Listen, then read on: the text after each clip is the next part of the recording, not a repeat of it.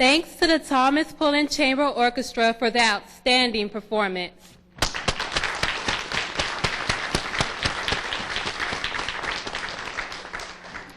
Good evening. My name is Natasha Techham, and I'm a senior at Bladensburg High School. My GPA is a 3.75.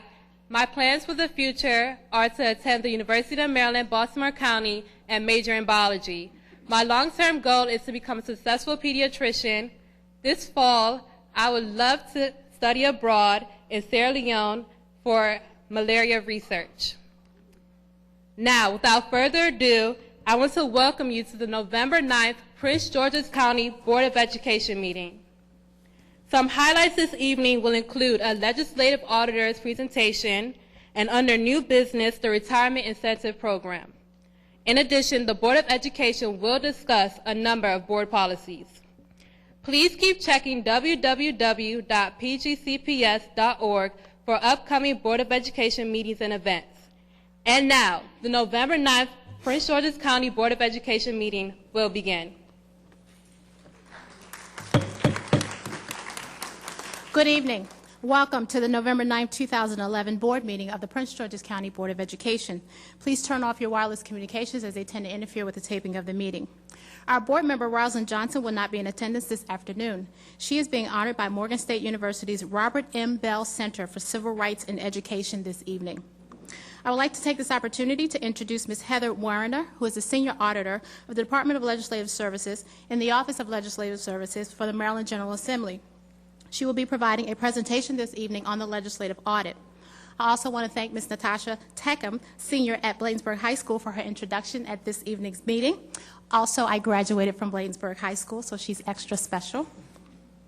And also Thomas Pullen's Chamber Orchestra for their performance of Wood Splitter Fanfare by Brian Balmages and the finale by Beethoven. Again, thank you for your participation this evening. Ms. Eubanks, would you please lead us in the board prayer and pledge of allegiance?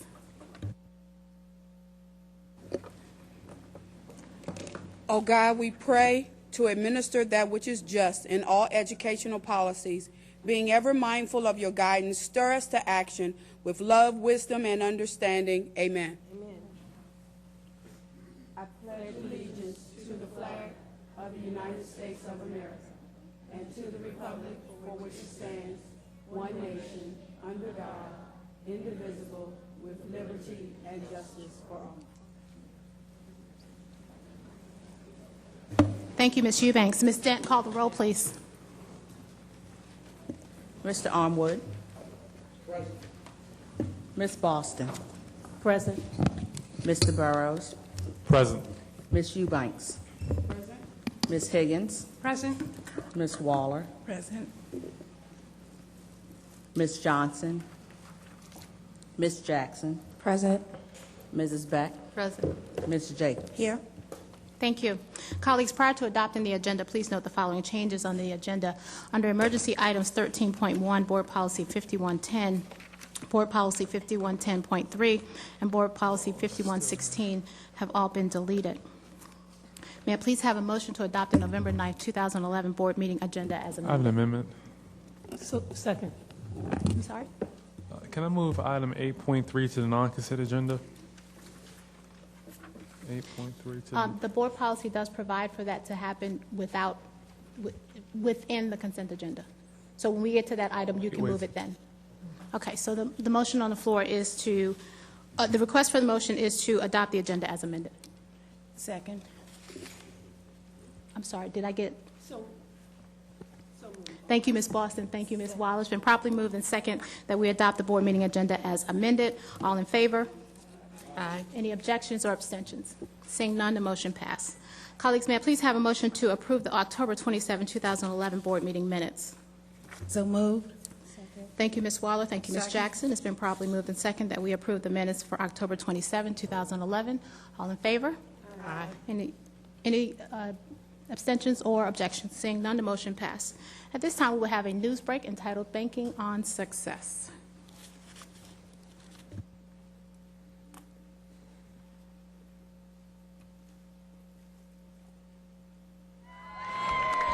Cutting a ribbon to open a new branch of a bank wouldn't seem all that extraordinary, except, of course, when that bank is inside a high school.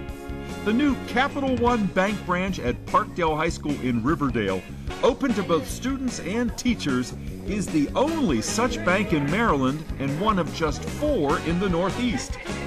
10 student tellers who have been trained to help their fellow students open savings accounts and develop financial literacy have themselves discovered a new career path and a maturity few could have imagined. I've always wanted to change, but I never found a good reason why. This opportunity that I have at hand today has given me more than enough reasons to seek a change in my life. I now dress differently. I now speak differently. I now circle myself with a different crowd.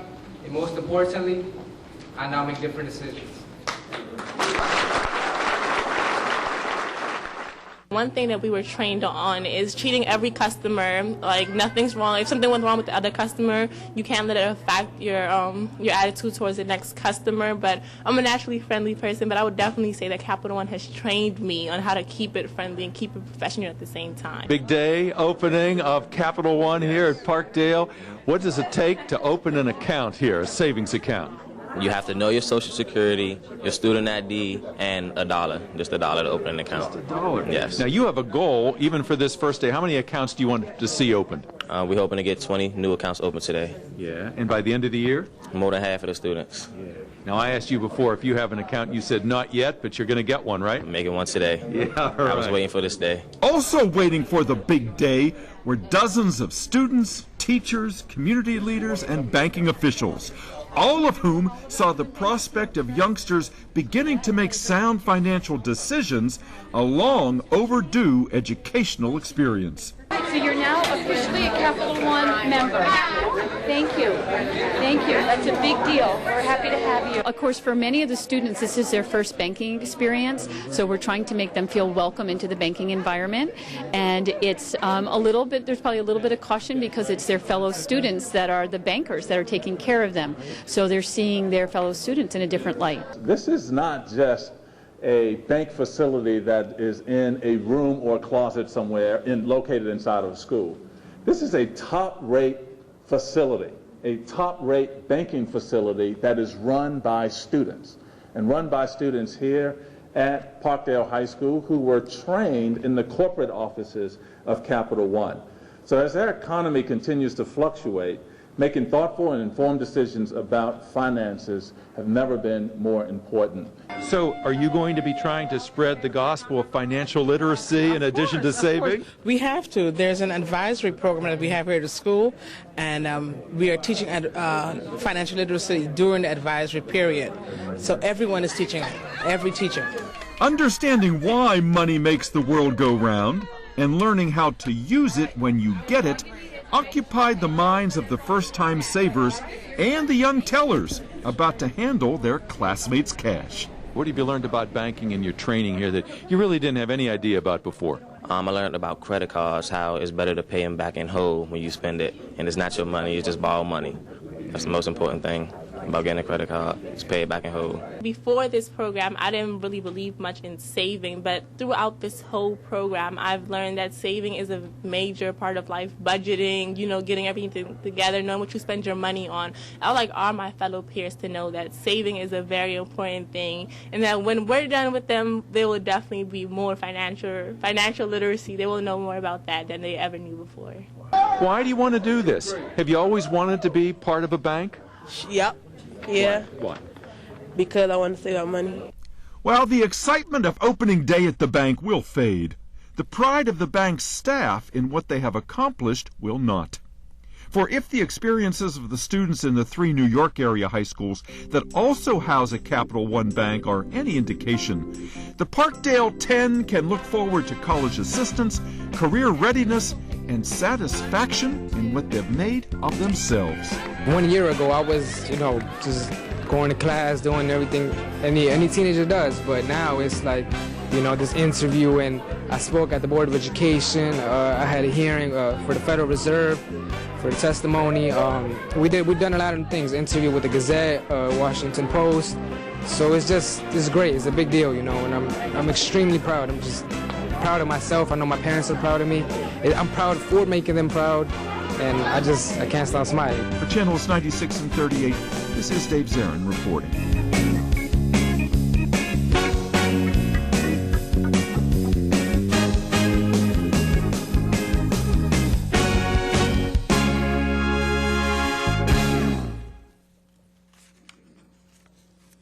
Great job, Dr. Height, banking on success for our students. A groundbreaking ceremony on October 26, 2011 celebrated expansion of Mary's Center services to Prince George's County, Maryland in early 2012.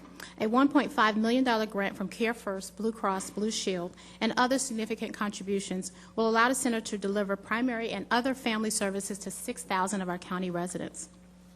Demographics have shifted in Prince George's County in recent years, and health disparities for African Americans and Latinos are increasing. For example, 20% of adults and 15% of children in Prince George's County are uninsured, and 3/4 of Prince George's County children do not receive annual dental care. The new Mary's Center Health Center in Adelphi will target populations that lack access to prenatal care due to reduced rate of babies born with low birth weights, and it will also provide a full range of adult and pediatric primary care services. In addition to providing health care services, the Mary's Center will partner with the Prince George's County Public Schools, the Judith Hoyer Family Learning Center, and the Prince George's County Child Resource Center to implement its three-pronged social change model of service delivery: the provision of health care, education, and social services. The strategic co-location within agencies that serve the same targeted population will optimize resources and broaden the scope of services offered to Prince George's County families. Morgan State University's Robert M. Bell Center for Civil Rights and Education will be hosting several events to honor the former students whose unfettered activism dismantled racial segregation in public accommodations in Maryland and set a model for activists nationwide. One of our very own board members, Rosalind Johnson, has been asked to unveil a panel, one of several, which chronicles her involvement and role in the 1963 civil rights demonstration which opened the city of Baltimore and freed it from segregation. Current Morgan State students will address major civil rights issues of today, such as equal education opportunity, employment discrimination, building multi-ethnic coalitions, racial profiling, voting rights, and criminal justice, just to name a few. These events will take place over the course of today and tomorrow. They will bring together students who were integrally involved in that movement. Many of the civil rights leaders of that time will be in attendance, and there will also be a film documentary of the demonstrations. Additionally, Ms. Johnson will be sitting for a filming which will show her and others talking about that time and what they're doing now. We congratulate Ms. Johnson and thank her for her service, and we have heard much about her arrest during that time. It was September 1960 when then 12-year-old Amber Poindexter Waller walked into Monroe Junior High School in Roanoke, Virginia. Amber Poindexter Waller, we're talking about board member Waller here, was one of the first African-American students to integrate Monroe Junior High School. This historic day came nearly 6 years after the landmark civil rights case, Brown versus Board of Education. It toppled the country's prevailing separate but equal philosophy. Those 6 years saw statewide resistance and much legal debate, and it took nearly 10 years to complete integration in all of Roanoke's public schools. From the 1960 to 61 school year, almost 40 African-American students applied for admission into the city's white schools. Only 9 children from 4 families were accepted by the State Pupil Placement Board, and that was Eula Amber and her sister, Darlene Poindexter, being 2 of the 9 chosen. Amber was banned from auditioning for the junior high band for her first year. However, she was accepted in the marching band during her second year at the school and was featured an organist in the school musical. Her son is now the band director in one of Prince George's County Public Schools. She was quoted as saying that it taught her courage, allowed her to be compassionate and thoughtful of other people, and taught her the true meaning of the Golden Rule. Thank you also, Ms. Waller. The Maryland State Department of Education has initiated a search for the new state superintendent. The MSDE website has retained the services of Hazard, Young, Attia, and Associates, a consulting firm that specializes in assisting boards with consideration of candidates for educational leadership. Open forums have been scheduled by the Maryland State Department of Education for the public to provide input on the leadership criteria and characteristics for the next state superintendent of schools for the state of Maryland. There are 3 forums remaining. One is being held this evening at Edgewood High School. This is in Hartford County, and one at 7:30. There are 2 tomorrow at November 10th at Baltimore Polytech Institute. This is in Baltimore City, and Baltimore, Maryland, at 1400 Cold Spring Lane. Also available online is the survey. What we're asking you to do, this is critically important as a constituency of Maryland. We want you to go to the MSDE website. The survey is there. It asks you very specific questions about what you think the next state superintendent should look like, what that person what characteristics they should bring to the state of Maryland. And we think that there are no limits on the number of times that you can submit your application, but we want Prince George's and our representatives to be, our voices to be heard, so please go and submit that survey online. The deadline for submitting the survey is November the 18th. Kudos to our students. For 36 years, music students from more than 100 Prince George's County Public Schools have performed in the annual Edward Fellows Concert, the signature event of the school system's music enrichment program. This concert was renamed in 1996 to honor Edward Fellows, the former superintendent of schools, as a supporter of the arts. It will take place on November the 19th at 4:00 p.m. at the University of Maryland College Park. Upcoming events. November the 12th, 10 to 1, District 3 shredding event. Did I say November 12th? November 21st, 6:30 p.m., District 8 Showcase of Schools at Crossland High School. December 5th, board meeting has been canceled. However, the board will convene an executive session at 5 p.m. and hold its annual election of board chair and vice chair at 6 p.m. in accordance with state law. On December the 13th at 6:30, we have a board awards program which will be held at Charles Herbert Flowers High School. On December the 15th, we have a CIP, Capital Improvement Program, and Finance Audit and Budget meeting here at Sasser at 5 p.m. There are other meetings scheduled in January. Actually, you go to the website and please keep yourself abreast of upcoming meetings of the Board of Education. All persons interested in speaking at board meetings must register at the Board of Education office 2.5 hours prior to the time of the meeting, and please do so by calling 952-6115. Okay. A moment of silence, please, for Gaines Wynn, the art teacher and wife of former Congressman Albert Wynn, Charles Herbert Flowers High School. Russell Beck, uncle of board member Donna Hathaway Beck for District 9. A moment of silence, please.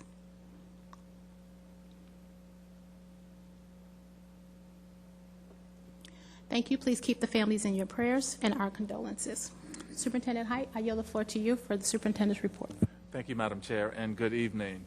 Thank you to parents, staff, and members of the community who participated in the budget public hearing on October 25th. We had a record number in attendance, and I'm reviewing your input as I develop my proposed budget for the 2012-2013 school year. The Board of Education will host additional public hearings as we move forward in the budget development process. I encourage you to continue sharing your priorities and suggestions so that our final budget reflects what is most important to you, our constituents. We are also continuing to seek public input on school boundaries. The Office of Public Accounting and School Boundaries is hosting 4 additional opportunities for public input. November 30th at Greenbelt Middle School, December 1st at Gwynn Park Middle School, and December 6th at BOE High School, and December 8th at Central High School. All public hearings will start at 6:30 p.m. Proposed changes address boundary concerns at Kingsford, Highland Park, Yorktown, and Walden Woods elementary schools. Discuss the possibilities of shifting 6th grade into middle schools, adjust boundaries for specialty programs, and ensure that all students in a neighborhood attend the same school. For more information, call 301-952-6300 or visit our website. After working collaboratively since 2008, James Madison Middle School and Frederick Douglass High School have received notification that they are the first schools in our county authorized to offer the prestigious International Baccalaureate IB Middle Years program, an extension of the rigorous IB Diploma program offered at the high school level. The middle years program also works toward creating academically proficient, globally minded learners. Congratulations to both schools for achieving this honor. Would also like to offer congratulations to the William S. Smith Center for providing 40 years of environmental education, instruction, and overnight camping experiences to fifth graders throughout the district. To commemorate the occasion, the Smith Center hosted a 40th anniversary celebration on October 29th. That included tours of the grounds and facilities. It offered environmental education opportunities for families and provided an opportunity for alumni to share their Camp Schmidt experiences. Prior to the celebration, I had the opportunity to visit the center on October 20th to tour the facility, speak with staff, and welcome students as they arrived at camp. Their excitement and enthusiasm for this unique overnight learning opportunity was truly remarkable. Last Thursday, I had the opportunity to join board members Waller, Armwood, and Hathaway Beck, along with the advanced art students, their families and teachers at the mall at Prince George's to celebrate their work in the high school mural program. From March through June, groups of students representing 12 of our high schools combined history and art to create murals with the theme, Prince George's, Then and Now. The murals were unveiled at the event and are now on permanent display in the mall. I encourage all of you to go by the Mall of Prince George's to see that outstanding artwork of our students. 5 Central High School students and alumni were honored Monday by the French Embassy and the Alliance Française for successfully passing the Diplôme Études in Language Français, or the DELF test. This test was administered for the first time in the nation to Prince George's County Public School students in June. I applaud these students for their hard work. Learning another language exposes these students to new cultures, enhances their academic skills, and, in the words of individuals from the French Embassy, provides them with a passport to any university in Europe. Seniors Sharice Biggs, Taylor Kane, and Nia Morris, and alumni Darrell Curry and Cherie Pearson were honored by the French Embassy. Curry, who graduated in June, attends Sewanee University in Tennessee. Pearson, the school's 2011 valedictorian, attends Georgetown University, majoring in microbiology with a minor in French. The DELF test is the French equivalent of the English proficiency test that measures reading, writing, listening, and speaking aptitude. By passing this test, students can opt out of a French university's language entrance exam.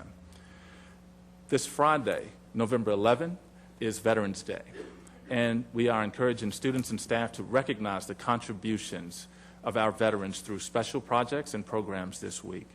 As a reminder, schools are closed for students on Friday so that parents and teacher conferences can be held on a day when many of our parents do not have to report to work.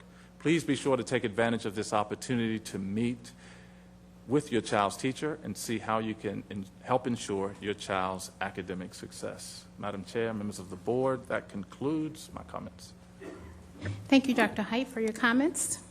At this time, we will have our legislative agenda. We ask Mr. Lanlucci if he would come forward and present the same. Thank you.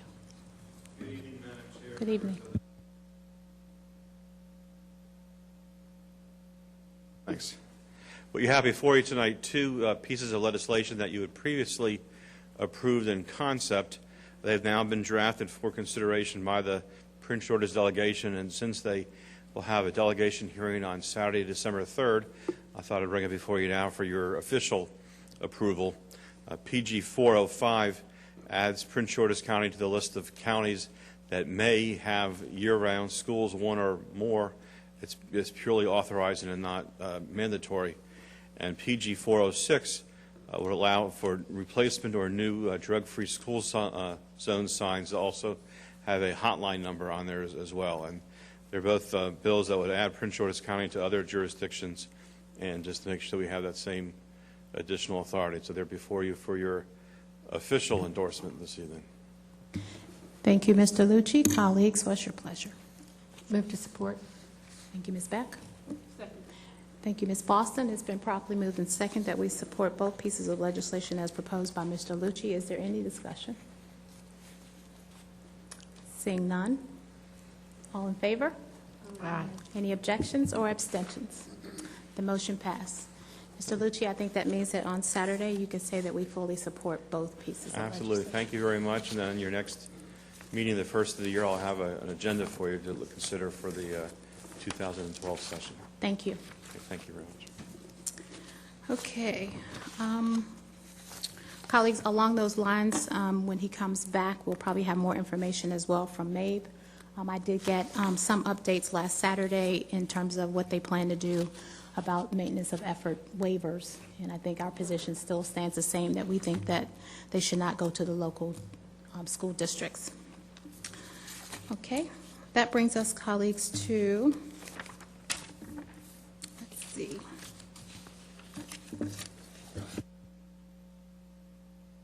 Dr. Height, would you like to introduce the next item on the agenda? Oh, he's not ready. Madam Chair, we're going to do public comment on agenda items. We are. We don't have it until 12.2. I thought it was at 4.0. I'm sorry.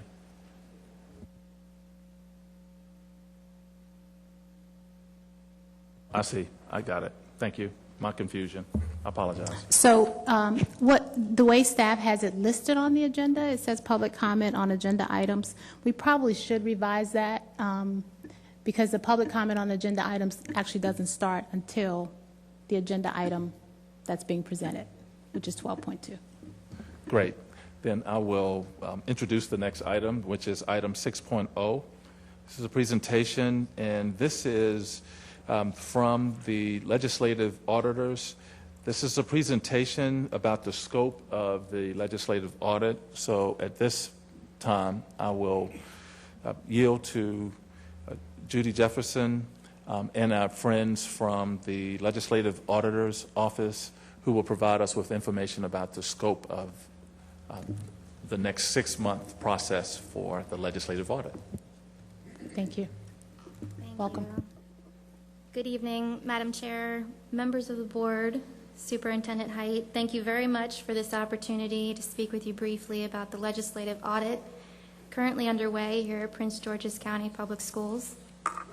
My name is Heather Warner. I am a senior auditor with the Office of Legislative Audits.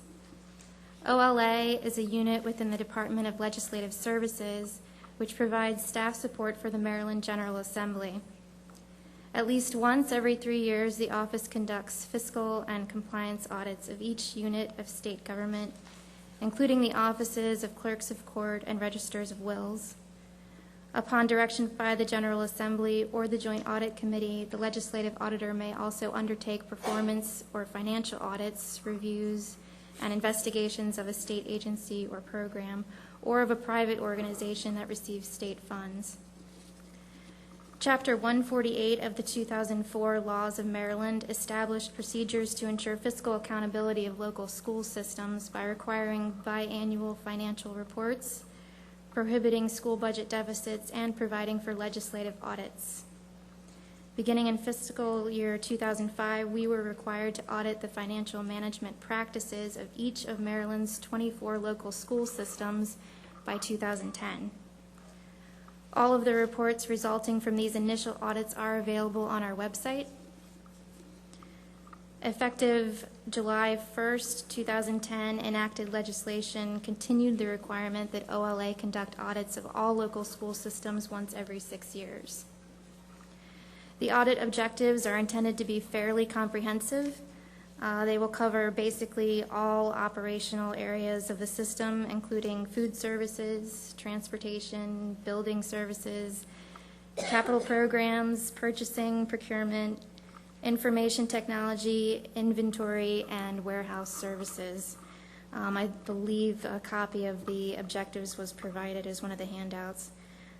You'll notice we do not do any work related to the instructional or curriculum side of the school system.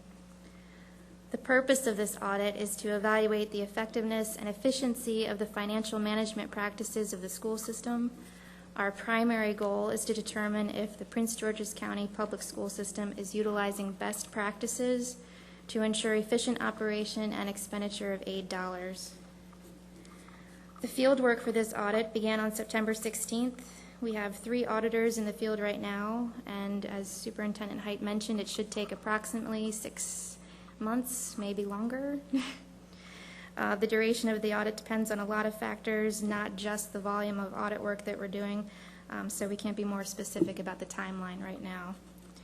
As we review each area, we will be documenting the internal control structure, performing tests of transactions and tests of compliance with state laws and regulations, as well as your own internal policies and procedures. We will also be reviewing work conducted by many of your other auditors, Clifton Gunderson, MSDE, and your internal auditors. We may rely on some of this work to reduce the scope of what we will do ourselves. We do appreciate the fact that you are audited a lot, and so we would like to avoid as much redundancy as possible. Effective communication between OLA and the system is critical for the audit to be completed on a timely basis and to help enhance the value of the audit process. Our audit staff will be available to communicate with school officials at all times, and we intend to provide periodic updates on the status of the audit. To facilitate such communication, the school system has designated Ms. Judy Jefferson, Director of Internal Audits, as our main point of contact. For routine audit work, school system employees will need to be available to OLA to provide requested information. The law provides OLA access to all records of the school system, and any information and records obtained by an OLA employee during an audit is considered confidential by law. After the completion of our audit objectives through interviews, examination, and testing of records, we will convey the preliminary results of our audit to the system by means of confidential written discussion notes. We will only provide these discussion notes to the superintendent, the chief financial officer, and school board chairwoman, and it will be their responsibility to distribute copies of these preliminary findings to other parties only as they deem appropriate.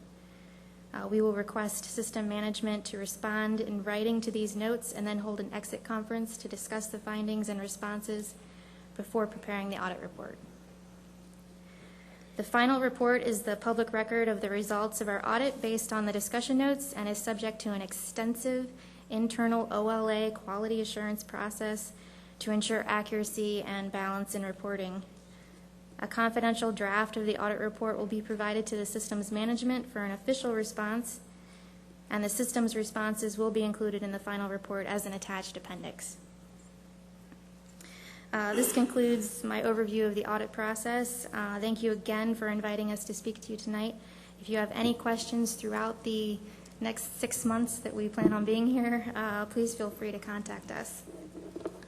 Thank you, Ms. Warner, for that presentation. We wanted to certainly make sure that the public was aware of the legislative audit that is ongoing for the next 6 months. And we state publicly on behalf of the superintendent and the board that you have our full support in conducting the audit and whatever information you need from us. Thank you very much. Dr. Height, next item. Thank you, Madam Chair. The next item on items 8.0 on the consent agenda. I will introduce these individually. 8.1, Oxon Hill High School Replacement Project, Guaranteed Maximum Price Proposal. This establishes a maximum amount above which we will not go in terms of the price of that total project, the cost of the total project. Item 8.2, FY 2012-2017 Amended Capital Improvement Program Budget Number 1. This is the $9 million supplemental CIP monies that were provided as a part of action taken in the last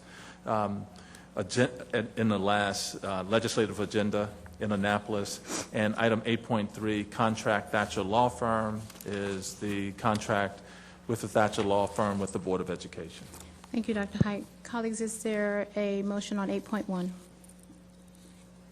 So moved. I'm doing them separately, Mr. Burrows. Oh, okay, sorry. Second. Thank you, sir. Properly moved and second that we approved item 8.1. All in favor? Aye. Any objections or abstentions? Seeing none, the motion passed. Is there a motion on 8.2? So moved. Thank you, Ms. Boston. Thank you, Ms. Wallace. Been properly moved that we accept item 8.2. All in favor? Aye. Any objections or abstentions? Seeing none, the motion passed. 8.3. So moved. Second. It's been properly moved in second. Mr. Burrows. Excuse me, I actually buzzed in earlier to move that to 10.1, non-consent agenda. Okay. Item 8.3. Okay, in accordance with board policy, you want to move it to 10.1? Yes. Okay, no problem.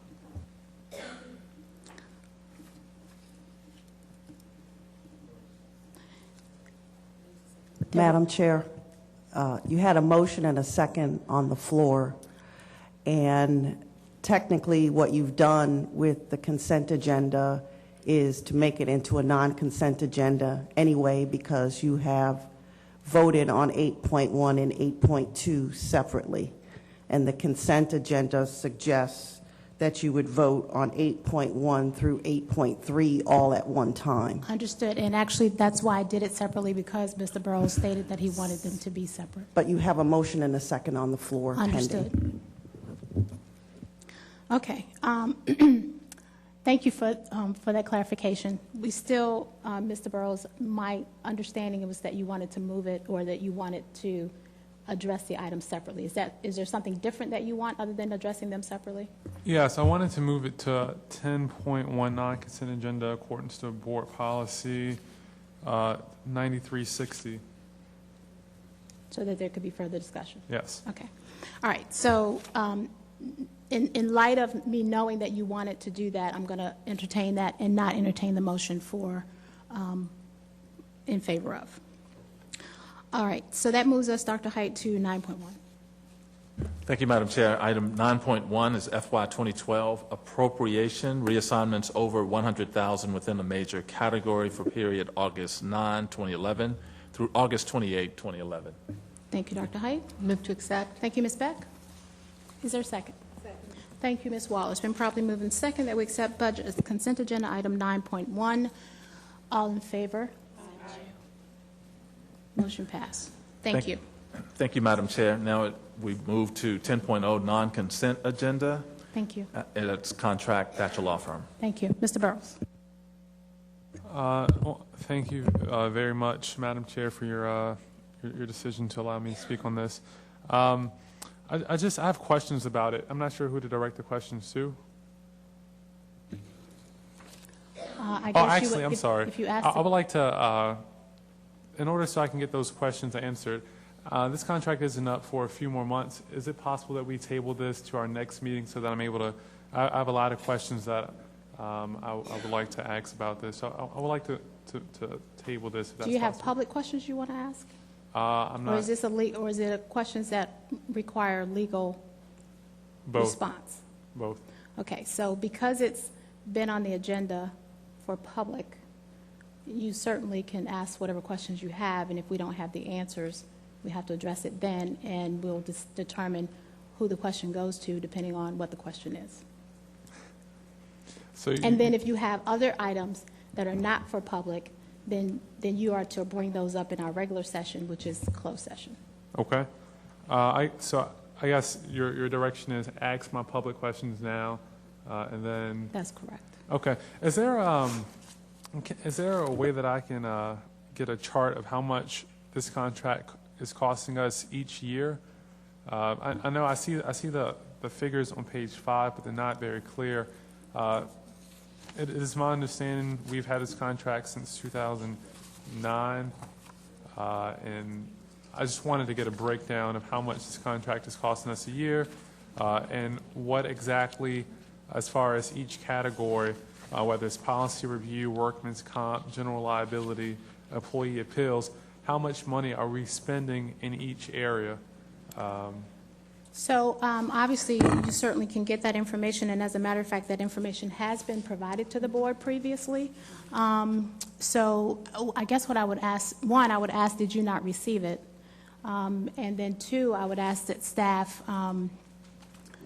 provide it again if you haven't, but we certainly have been We've had 3 sessions now, I believe, where we've gone over that information. Yeah, the last time you discussed it, I was at my uncle's funeral, so I missed that entire discussion. And so this is what I've been given.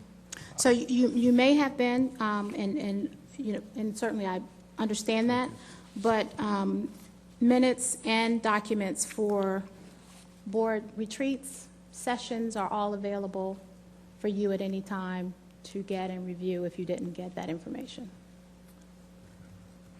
And I believe the rest of my questions are legal questions, Okay. and it might be appropriate. That's why I would like to table this to our next meeting. It might be appropriate if I bring those up in executive session. Okay, so procedurally, I'm trying to determine, I certainly need a second for a table. Is that a motion, sir? Yeah, there's a motion that I like to make a motion to table this to our next meeting. Thank you. Is there a second? Going once, going twice? Okay, no second to table. Mr. Burrows, certainly as a board member, you obviously have a right to vote. If you still wish to do so with regard to this item, I would certainly encourage you, though, to take the position of going back over the minutes, and I will, as chair, make sure that the information that you have not received, for whatever reason, that we will give it to you again. And can I raise my concerns then anyway? I thought we would have this table and I would have time to do that at another time, but since the vote will be taking place, can I raise my concerns? Certainly. Also, is it true that an attorney from the Thatcher Law Firm also has a contract with the superintendent? I'm not aware that the attorney has a contract with the superintendent, but Or is working for? But if that were the case, what's your question? I guess my question would be, is that a conflict of interest? Because when people come before the board and they appeal cases, they appeal decisions from the superintendent to the board, it would be hard for that attorney to not be biased because they actually work for the superintendent. So I just wanted to... So I think that I will yield to Dr. Height on that, and just to state for that, I'm aware of what you're talking about in terms of that discussion. So I actually wasn't there because well, we definitely want you to be present at these meetings I because was they're at the very funeral. important. I mean, I'm sorry. I understand, but I'm just saying it's critically important for decisions like this and for all decisions that board members participate as fully as possible. And if you can't be there, that you do due diligence and make sure you get yourself up to speed. But having said that, even if you look across the state of Maryland, so you've made my arguments with regard to what happens with board council and superintendent council. What I found across the state of Maryland is that in some cases that's really an anomaly. I think it depends on what the scope of work is. So I'm going to yield to Dr. Height on that issue and let him address you with that. Thank you, Madam Chair. And to answer your question, Mr. Burrows, at the moment there is no contract with the board attorney and the superintendent. However, there has been some conversation, and as you know, I've informed the board of an intent to do an analysis of the general counsel that serves for the board and the general counsel that is internal, with a view towards trying to structure a department that operates more efficiently, if you will. And there has been some conversation with Ms. Harrison to do that work for the district. That is not representing the district on employee appeals or on any such matter that would come in front of the board for a disposition. Absolutely. I guess my concern is, you just mentioned that it hasn't happened yet, so I just want to voice my concern. My concern is if the board attorney is hired by the superintendent to do work for the system, I know it has nothing to do with student appeals or employee appeals. The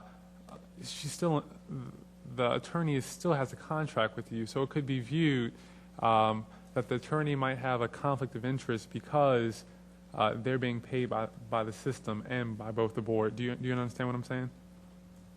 I do understand, but by virtue of the board employing the Thatcher Law Firm, the attorney is already working for both the board and the school system, as most of the matters associated with the school system is also associated with the Board of Education. And so part of what you're describing is really a natural byproduct of the work that attorneys do for school systems across the state of Maryland and, quite frankly, across the nation.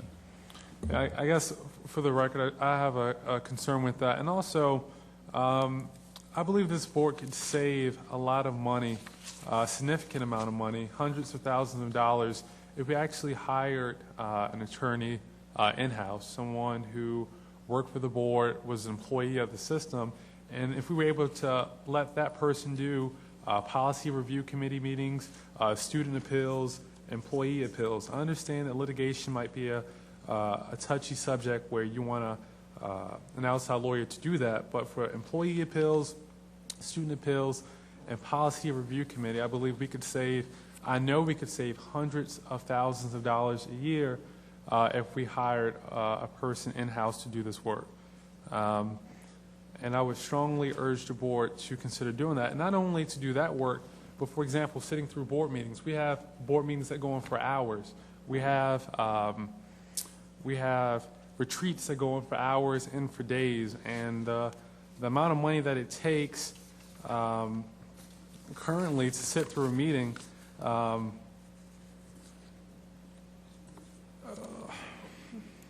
is, I'm trying to find it here, I assume you don't have 95, an hourly rate, an hourly review of the documents for real estate negotiated matter labors. I believe it's $200, correct me if I'm wrong, per meeting, per hour. And that's a lot of money. $200 an hour when we have marathon meetings is extremely, extremely expensive. I believe it would be wise in the board's best interest if we hired someone in-house to do this, especially because we meet so often and we meet so long, and we have retreats. So, Mr. Burrows, if I could follow your, because we're having a discussion, I think this is a critically important discussion. So if I follow what you said earlier, you think it's a conflict if the attorney works for the board and the system, but if we hire an in-house lawyer, they could work for the board and the system? It sounds like you're saying. No, I'm saying if we hired an in-house lawyer to sit through our meetings for parliamentary procedure, to do student appeals, just like our current lawyer does, to do that work. And I know, I don't want to get into a colloquy, I know that's not the purpose of this, but I really do want to make sure we understand this. So one of the reasons that, so let me be clear, the board has had, the board structure has been an outside attorney and an inside general counsel for, well, actually, the board only had outside counsel for a significant number of years without having in-house counsel. When the appointed board was in, they then separated and provided for a general counsel's office. One of the reasons why it created an issue, if you wanted to call it an issue, is that the superintendent makes a decision. Let's use appeals, for example. The superintendent makes a decision with regard to appeals. The public has the opportunity to appeal to the board of the superintendent's decision. And I think it's inappropriate for Mr. Thomas to then send the board's decision.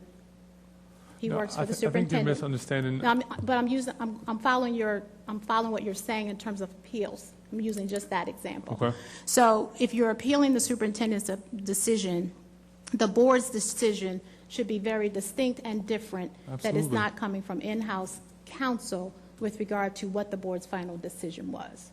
So I understand that line of, I understand where you're going with that. I guess what I'm simply saying is, you've noted for the record your issues with regard to this. I have someone else buzzing in now wants to speak on this topic, which is fine as well. Mr. Armwood, I'll call you in a second. And then just trying to understand exactly where what your dissension is. Mr. Armwood?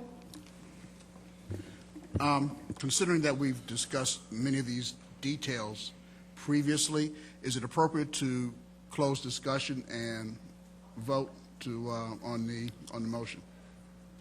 I think that's a call for the question. I didn't have anyone else who buzzed in. I buzzed in. There's no motion. Call for the question. No, I buzzed in before you called for the question, Mr. Armwood. And I'm trying to have a public discussion. Madam Chair, there was no motion made. You went right to discussion. Okay, thank you. Okay, is there a motion? And then I'll come. I move that discussion be closed and we vote on the...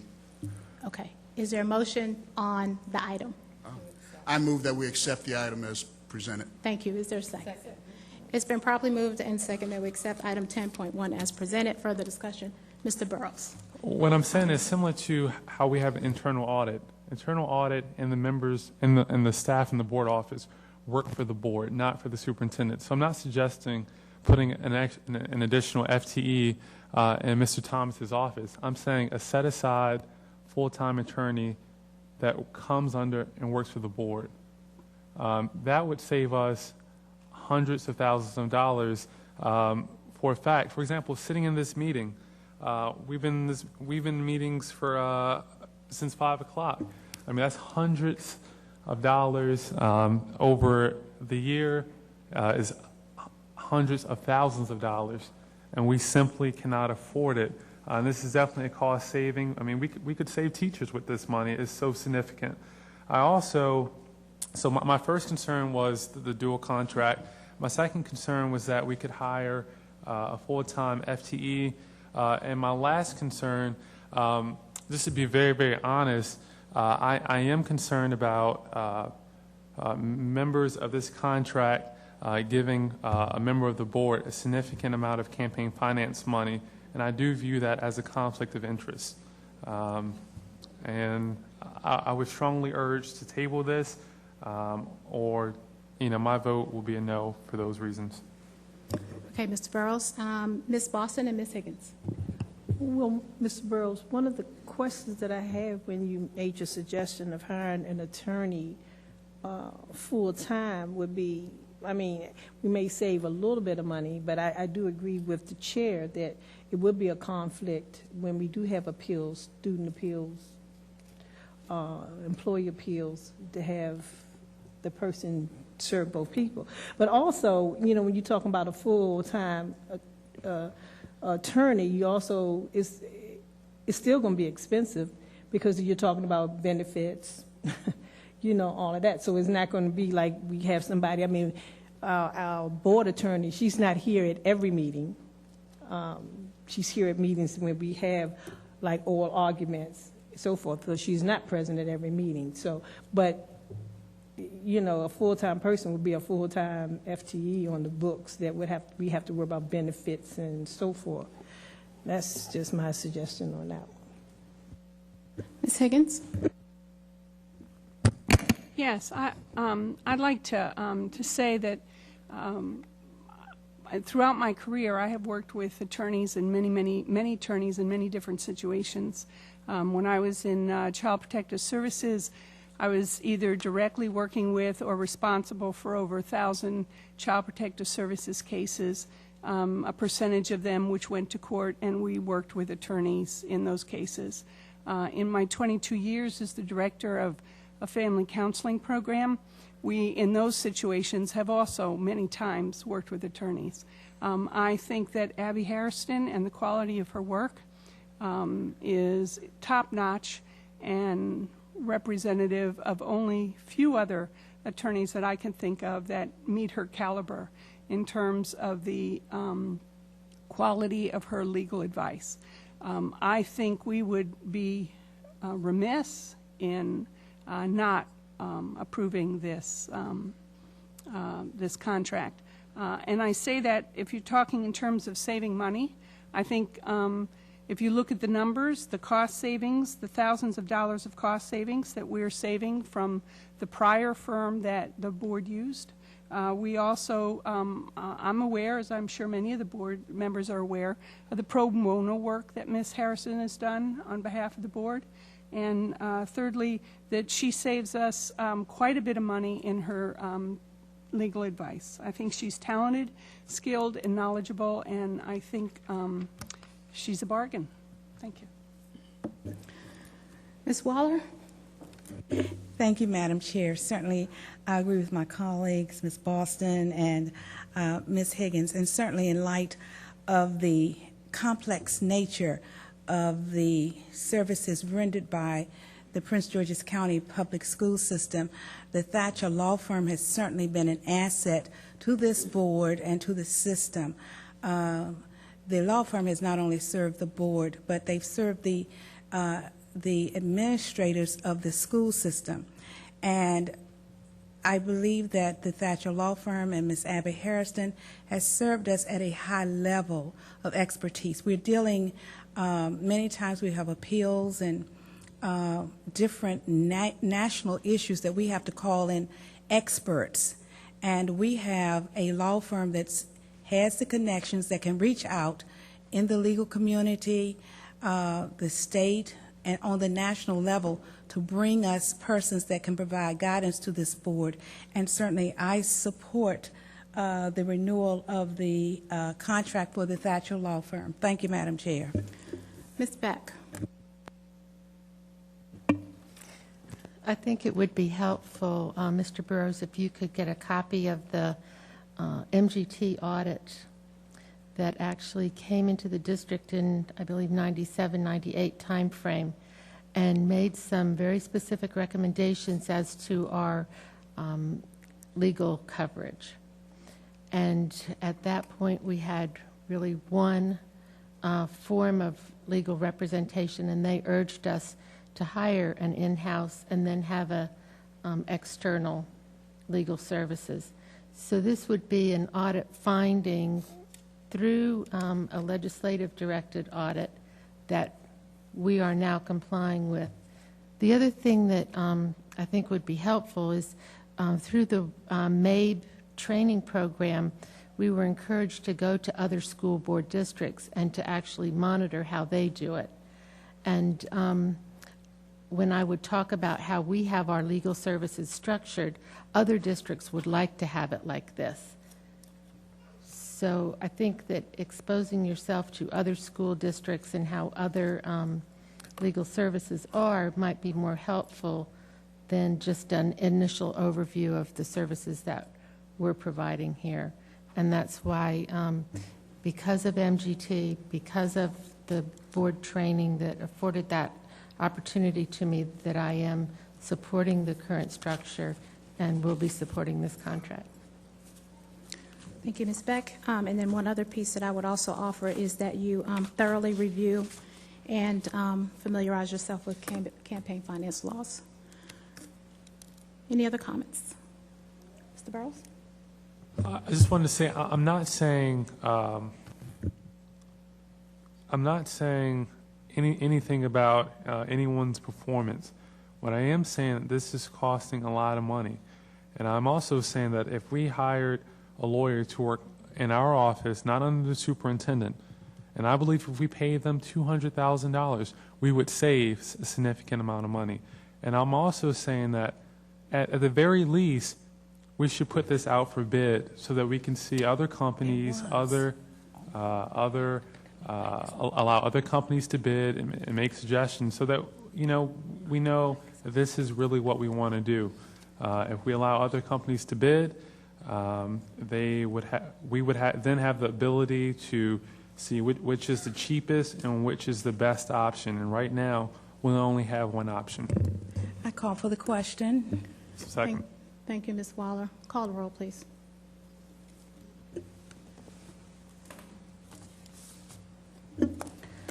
For clarification purposes, can you have the maker of the motion please restate the motion?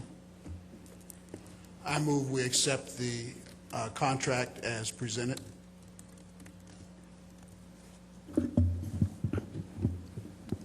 On the motion, Mr. Onward? Aye. Ms. Boston? Aye. Mr. Burrows? No. Ms. Eubanks? Aye. Ms. Higgins? Aye.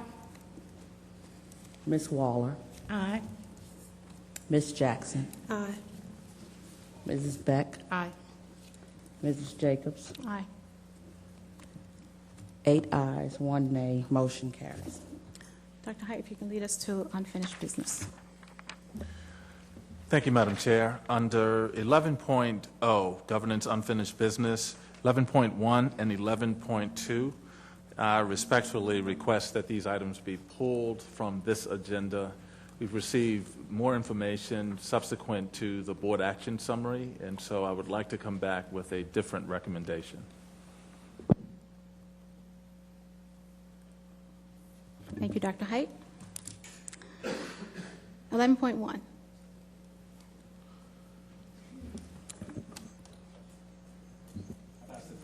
Is both? Yes, both. Okay. 11.1 and 11.2. Okay, thank you. That brings us to 12.0.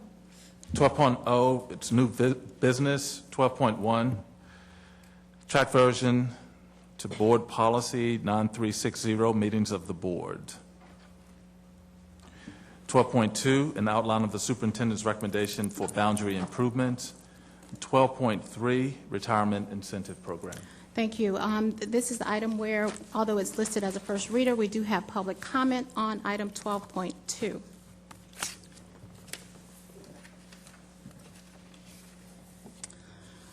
Okay, as we begin public comment, you have been registered to speak in a public comment forum where the Board of Education will listen to your comments. This is a first reader. We will not necessarily be addressing your comments except to the extent that we may need to have clarification from staff. All registered speakers will have 3 minutes to make your presentation. At the sound of the buzzer, please finish the sentence that you are on. You may not relinquish any part of your speaking time to another registered or unregistered speaker. We ask that you use titles rather than names, such as superintendent, principal, assistant superintendent, etc. Please leave a copy of your statement with Mr. Bryant Coleman. Mr. Coleman, if you would please raise your hand, and the board will certainly read the entirety of your comments in the event that you're unable to finish. The first person that we have is Jason Shin, a second grade student at Yorktown Elementary. Jason, please come forward.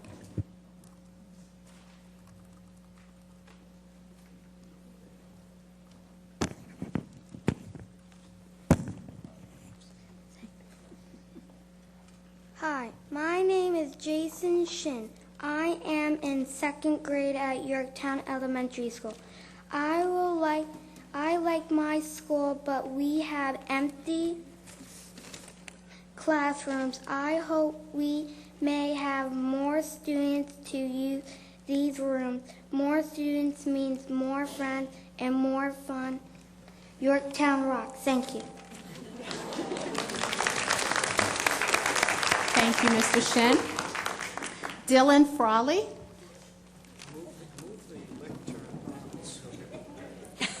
Dylan, you want to stand on here?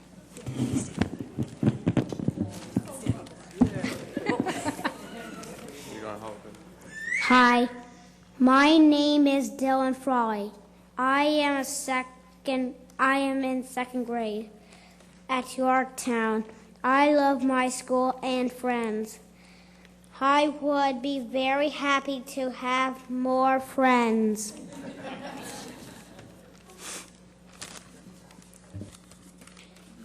At Yorktown Elementary School, please make our boundaries fair. Thank you. Thank you, Mr. Frawley. Don't you hate it when they make those podiums too tall? I do. Susan Reinholler. Did I say that right, Susan? Close enough. Okay. Hi, I'm Dylan's mom, and I've had 3 students go through the Prince George's County public school system. 2 have graduated and are now at universities of their choice and in programs that they want.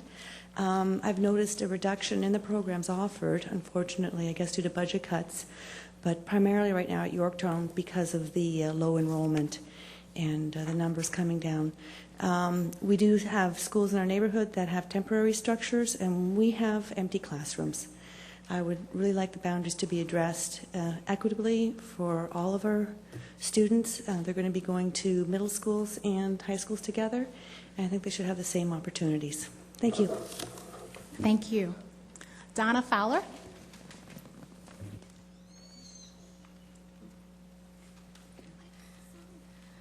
Good evening, Madam Chair and members of the board. I'm in a unique situation in that the fact that my children attend Rockledge Elementary School, but yet I am the treasurer at Yorktown Elementary School.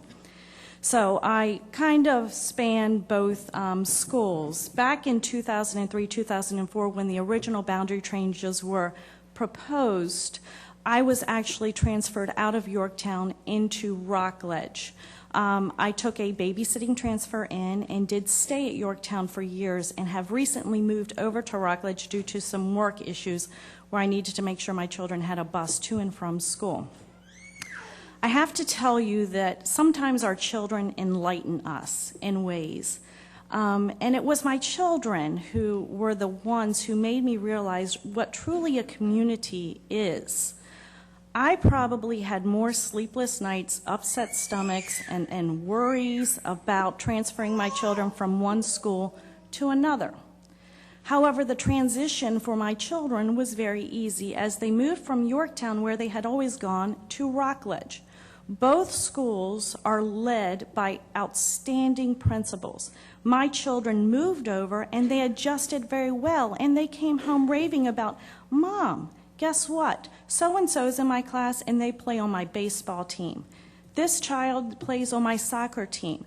What they made me realize is that BOE is really the community in which we live.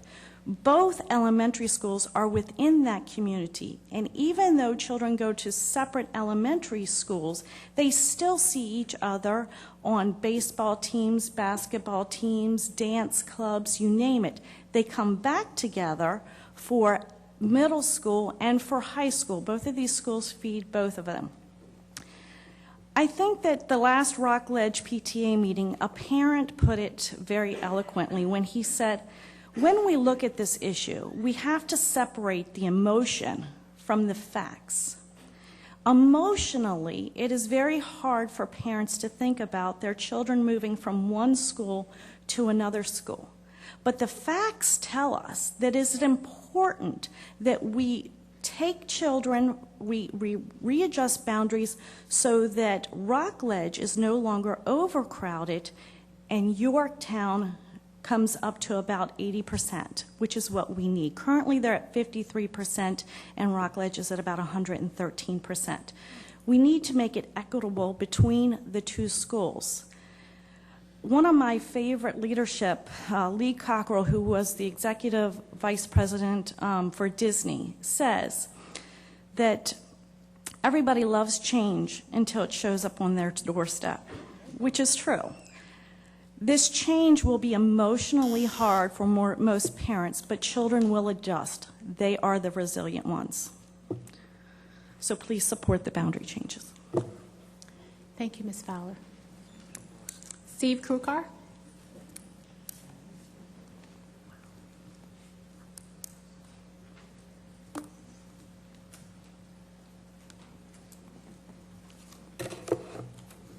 Well, good evening, Dr. Hyde. Good evening, Board of Directors. I really appreciate the opportunity to speak over here.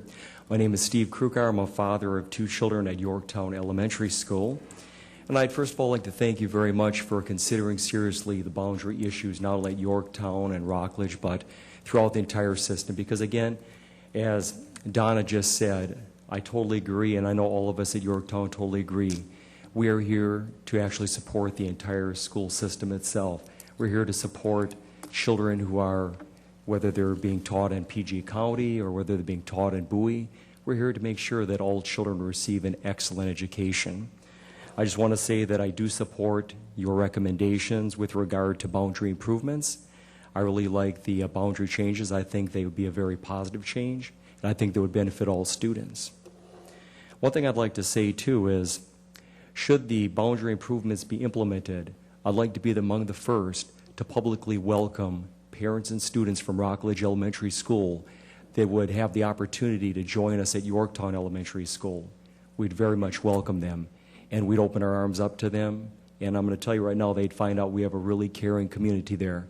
And not just a caring community, but a community of teachers and administrators and parents and students that are excellent, to say the least. In fact, what's kind of interesting from an academic standpoint, we have 11 core teachers, we have 21 teachers in all, and 19 of those 21 hold master's degrees.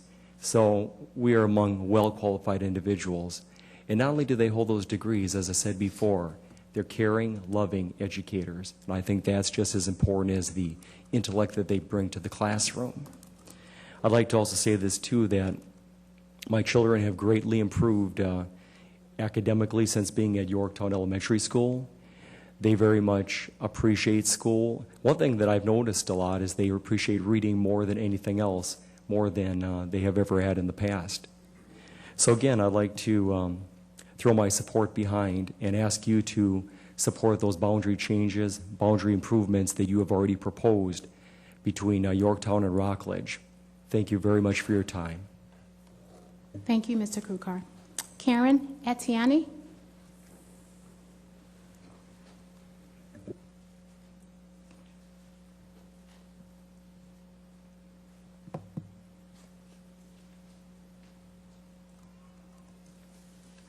Good evening. On behalf of Baden Elementary Pre-K 8th Grade Pilot Group, a subcommittee of the Baden Elementary School PTA, we respectfully request reconsideration of the proposed school year 2012-2013 boundary changes. The parents, caregivers, and members of the Brandywine community at large had hoped that Baden Elementary would have received the boundary reassignment of Brandywine Elementary School, since Baden is significantly under-enrolled compared to Walden Woods Elementary and geographically closer in proximity. The proposed boundary changes are of concern to us for many reasons. Specifically, a comprehensive boundaries proposal has not occurred within the past few years, yet there has been significant growth in the Brandywine community, including a small strip south of Brandywine that was not factored into the proposed boundary changes. Additionally, the Board of Education Policy 0113 authorizes the superintendent to develop a system of school boundaries which best utilize available school facilities in support of the Board of Education educational objectives. Not only is Baden Elementary School physically capable to accommodate additional students as a result of a boundary reassignment, but it has also shown marked improvement and astronomical gains on the MSA and other standardized tests in comparison to Brandywine Elementary, Gwynn Park Middle School, Walden Woods Elementary School, and Stephen Decatur Middle School, all of which are included in the proposed boundary changes. Because of our geographical location, many students have opted to leave Prince George's County Public School System after matriculating from Baden Elementary to attend private, parochial, or out-of-county schools. This trend results in an estimated loss of over $12,000 to Prince George's County School System per pupil. Many families in the Baden and Brandywine community have made this sacrifice to ensure that their children continue to receive a quality education in middle school. In an effort to increase our enrollment at Baden Elementary School and ultimately implement a pre-K through 8th grade pilot program, we are requesting a comprehensive review of the full boundaries of Brandywine that would include reassignments to Baden. We're requesting guidelines and parameters from the school board for small communities like Brandywine that border other counties. We'd like to know what families that aren't able to afford private, parochial, or out-of-county schools to do to ensure that their children continue to receive the same quality education in middle school as that received at Baden Elementary. We'd like to request that the necessary criteria for implementation of a pre-K through 8th grade pilot program at Baden Elementary School be submitted to us. We are proposing a pilot program that would be phased in over a 2-year period, thereby allowing additional time to identify funding sources. The program would include a STEM component that would allow children in the southern tier. We look forward to receiving your responses. If you could let us know when that would occur, that would be greatly appreciated. Thank you for your time. Please make sure we get a copy of your okay, thank you. Elizabeth Chamberlain.